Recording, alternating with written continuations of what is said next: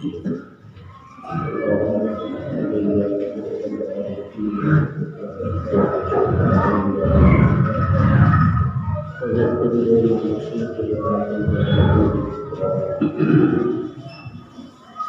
اللہ تعالی علی خیر خلقہ سیدنا محمد وآلہ وأصحابہ اجمعین برحمتک یا ارحم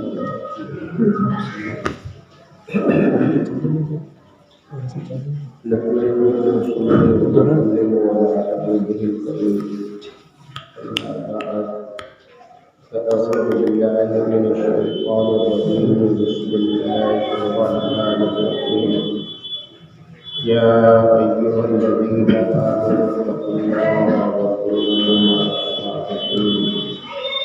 أعوذ بالله صدق الله مولانا العظيم وصدق رسوله النبي الكريم ونحن على ذلك من الشاهدين والشاكرين الحمد لله رب العالمين والسامعين المحترم السلام علیکم ورحمۃ اللہ وبرکاتہ۔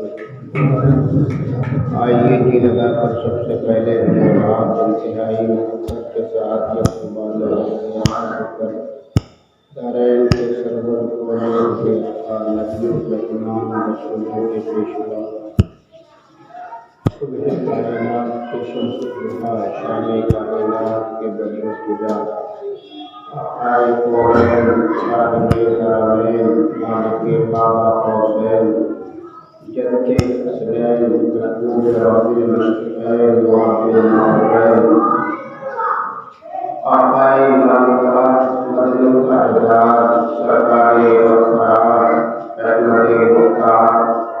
سرکار احمد مصطفیٰ محمد مصطفیٰ حضرت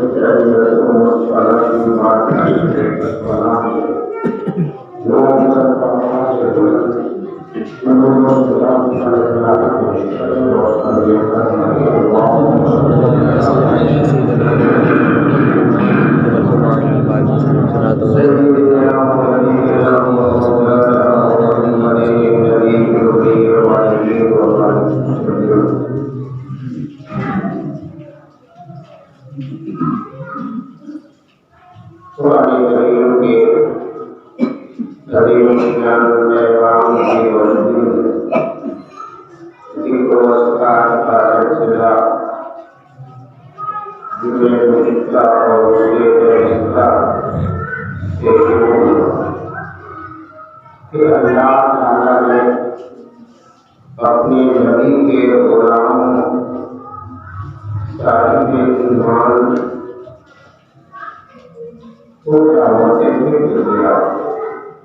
اور نے اپنے پیغام سنایا کہ ایمان والوں اللہ سے ڈرو اور سچوں کی صحبت اختیار کرو۔ یہ جو وہ پیغام قرآنی ہے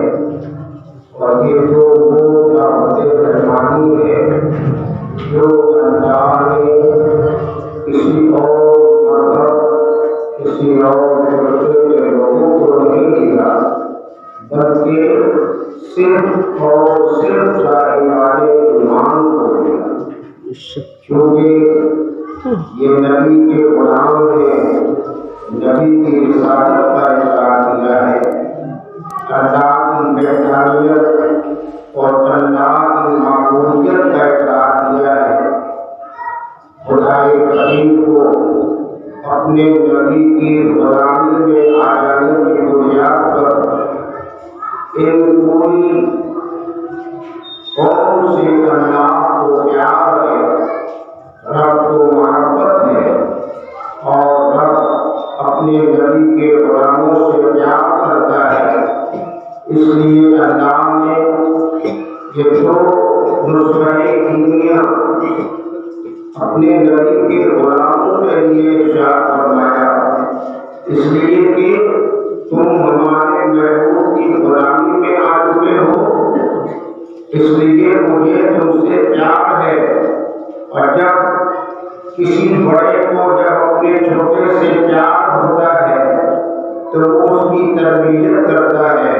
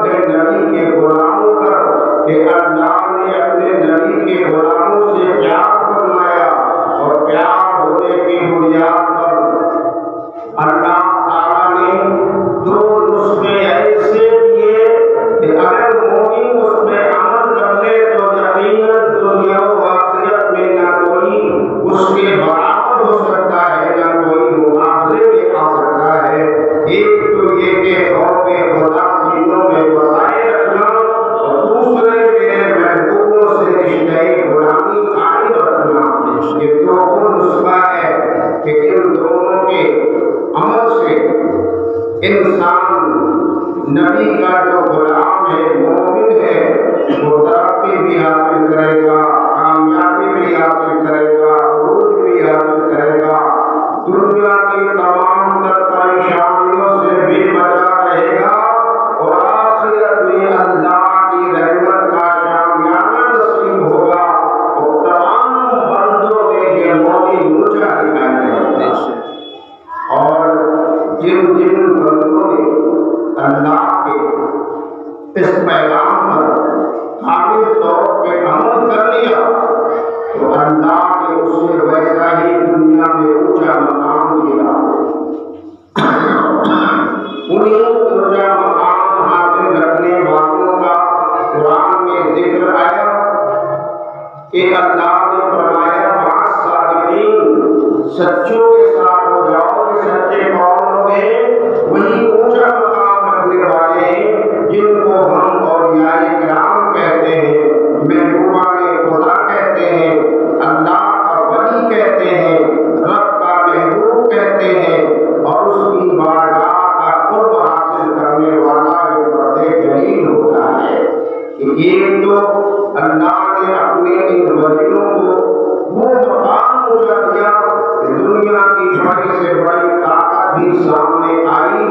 مگر کافور ہوتی نظر آئی، ان کا بال بھی ٹکا نہ کر سکی، اور ان سارے اولیاء کرام نے اپنے محبوبوں میں اور اپنے مقرر ترین بندوں میں اللہ نے ایک ایسا بھی مرد جلیل پیدا فرمایا، ایک ایسا بھی مقرر ترین اپنا بندہ پیدا فرمایا، ایک ایسا بھی اللہ نے اپنا محبوب پیدا فرمایا کہ جس کا نام شیخ معین عبدالقادر جیلانی سرکار غوث الاعظم ہے۔ سرکار غوث الاعظم ہے خدا کے قریب ترین رب کے پسندیدہ محبوبوں میں سے ایک محبوب کا نام ہے، اور اللہ نے شیخ عبدالقادر جیلانی سرکار غوث اعظم کو وہ رتبہ، وہ مقام، وہ عزت، وہ شرافت، وہ درجہ، وہ شہرت، وہ علم، وہ لیاقت، وہ حکمت، وہ فراست، وہ ذہانت، وہ روحانیت، وہ کرامت عطا فرمائی کہ دنیا میں کوئی مثال نہیں لا سکتا۔ حضرت سرکار غوث اعظم کو یہ رتبہ دے کر،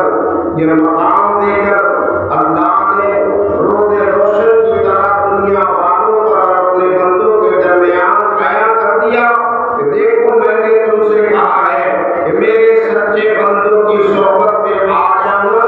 ان سے رشتہ غلامی قائم کر دینا، وہ تمہارے واسطے فائدہ مند ہوگی، تمہارے واسطے وہ محبت کا آمد ہوگی، اور تمہاری کامیابی کی ضامن ہوگی۔ شک و شبہ میں نہ پڑنا، میں نے یوں ہی نہیں کہا ہے بلکہ جو میرا سچا بندہ ہوتا ہے اس کے توسط سے میں گنہگاروں کی مغفرت کر دیتا ہوں، اور اس کے وسیلے سے میں اپنے عام بندوں کے مقام کو بلند و بالا کر دیتا ہوں۔ اللہ نے مقام دیا شیخ عبدالقادر جیلانی سرکار غوث اعظم کو۔ آپ نے سنا پہلے بھی ذکر ہوا، وقت نہ ہونے کی بنیاد پر باتیں پوری نہیں ہو پاتی ہیں، ورنہ سرکار غوث اعظم کی فضیلت و عظمت اور ان کی شان ولایت اور ان کی بزرگی اور کرامت ایسی ہے کہ انسان سنتا رہے اور بس اپنے خدا کی قدرت پر شکر کے کلمات پیش کرتا رہے کہ میرا خدا کیسا قادر ہے، کیسی قدرت کا مالک ہے، اور کیسا میرا خدا کریم ہے، کیسا وہ رحیم ہے، اور کیسا وہ اپنے بندوں سے پیار کرتا ہے۔ اللہ تعالیٰ نے سرکار غوث اعظم کو وہ رتبہ اور مقام دیا کہ غوث اعظم سے محبت کرنے کے لیے، غوث اعظم سے غلامی کا رشتہ قائم کرنے کے لیے، اور ان کے قدموں کے نیچے زندگی بسر کرنے کے لیے اللہ نے ہمیں آپ کو پیغام دیا تھا۔ اللہ نے اب غوث اعظم کو وہ اونچا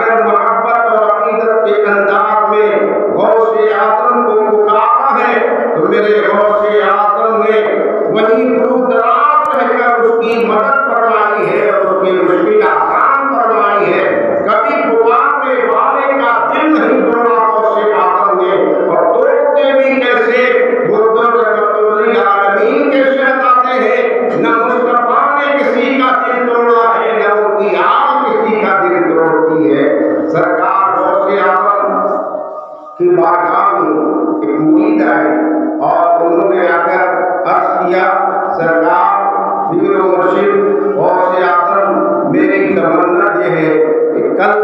روزے کا زمانہ تھا، روزے کا دن تھا، رمضان شریف کا زمانہ تھا، مجھے نے آ کر عرض کیا میری تمنا خواہش یہ ہے کہ کل سرکار آپ میرے گھر روزہ افطار کرنائیں۔ حضرت سرکار غوث اعظم نے دیکھا کہ یہ بیچارہ غریب میرا مرید مجھ سے محبت رکھنے والا، مجھ سے عقیدت رکھنے والا مجھے دعوت دے رہا ہے افطار کی، اگر میں انکار کر دیتا ہوں تو اس کا دل کہیں ٹوٹ نہ جائے۔ دل جوڑنے آئے ہیں، دل توڑنے نہیں آئے ہیں۔ کہ سرکار غوث اعظم نے اپنے اس مرید کی دعوت کو قبول فرما لیا اور فرما دیا ٹھیک ہے عبدالقادر جیلانی تمہاری دعوت قبول کرتا ہے اور کل تمہارے گھر روزہ افطار کر دے گا۔ وہ مرید خوشی خوشی لوٹے، اپنی قسمت پر ناز کرنے لگے کہ کل ہمارے گھر پیروں کے پیر آنے والے ہیں، میروں کے پیر آنے والے ہیں، رب کے محبوب آنے والے ہیں، غوث اعظم آنے والے ہیں۔ یہ کس درجہ خوشی نہیں ہوگی اسی کو اندازہ ہو سکتا ہے جو اپنے کسی محبوب کو کبھی بلائے اور پھر اس کی دعوت کا اہتمام کرے، اس کے دل سے کوئی پوچھے۔ جب جس کو کسی سے محبت ہوتی ہے اور اپنے محبوب کو جب کبھی دعوت دیتا ہے اور محبوب اگر اس کی دعوت قبول کر لیتا ہے تو اس کے دل میں کتنی خوشی اور حوصلہ کتنا بلند ہوتا ہے، اپنی قسمت پر وہ کتنا ناز کرتا ہے، اس کا اندازہ وہی عاشق لگا سکتا ہے۔ بہرحال یہ آئے اپنے گھر اہتمام و انتظام میں لگے، ناز قسمت پر کرنے لگے کہ کل غوث اعظم میرے گھر تشریف آئیں گے، غوث اعظم میرے یہاں روزہ افطار کریں گے۔ یہ مرید کے اپنے گھر اہتمام میں لگ گئے تو ان کے جانے کے بعد ایک دوسرے مرید آ گئے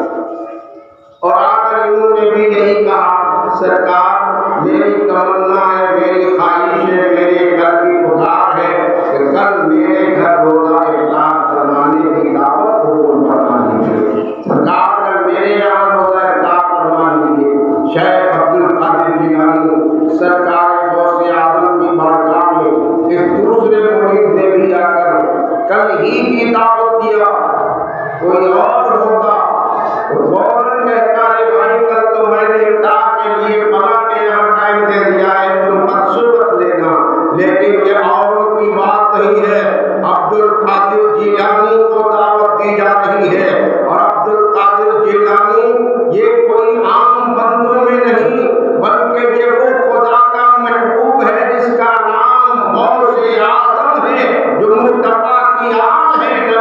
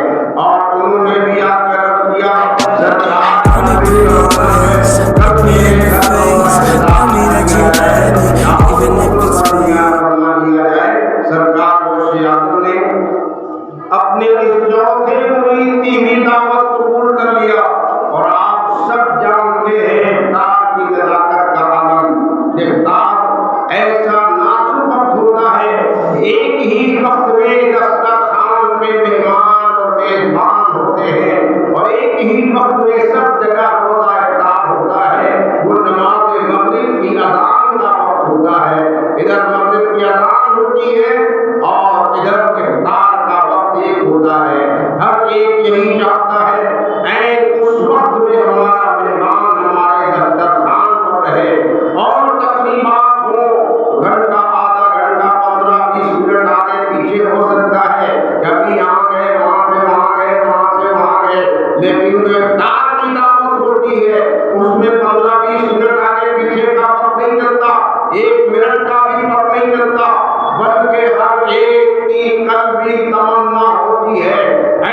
افطار کا وقت میرا مہمان میرے دسترخوان پر رہے۔ غوث اعظم کو دوپہر کھانے کی دعوت نہیں مل رہی ہے، رات میں کھانے کی دعوت نہیں مل رہی ہے، بلکہ جو دعوت دے رہا ہے سب افطار کی دعوت دے رہے ہیں۔ اور یہ شیخ عبدالقادر جیلانی ہے، چوتھے مرید کی دعوت بھی قبول کر لیا، وہ بھی گئے، 5ویں آئے، 6ویں آئے، 7ویں آئے، 8ویں آئے، 9ویں 10ویں آئے، اس طرح سے ایک ایک مرید آتا رہا، جاتا رہا، دعوت دیتا رہا۔ غوث اعظم ہر ایک کی دعوت کو قبول بھی فرماتے رہے، یہاں تک کہ 70 مرید بجٹ وقت آئے اور سرکار غوث اعظم کو یکے بعد دیگرے آ کر کے افطار کی دعوت دیا۔ غوث اعظم نے ان 70 مرید کی دعوت کو سب کو قبول کیا، کسی کی دعوت کو رد نہیں کیا۔ غوث اعظم نے قبول کر لیا۔ 70 مرید کے گھر دعوت افطار کرنا کیسے ہو سکتا ہے؟ بھلا کوئی انجام دے سکتا ہے؟ نہیں دے سکتا، عام بندہ نہیں دے سکتا، لیکن خدا جسے اپنا ولی بنا لیتا ہے اور جسے روحانیت کا تاجدار بنا لیتا ہے، وہ 70 کیا 70,000 کے گھر بھی جا کر روزہ افطار کر سکتا ہے، اس کی کمال ولایت ہے۔ اسی لیے اللہ نے فرمایا کہ تم ان کے قدموں میں رہنا پسند کرو اور ان سے شدہ محبت قائم کرو۔ وقت اجازت نہیں دے رہا، بات ابھی باقی رہ گئی، انشاءاللہ پھر آئندہ اسی تعلق سے گفتگو کر کے بات کو تمام کروں گا۔ وآخر دعوانا الحمد للہ رب العالمین۔ السلام علیکم۔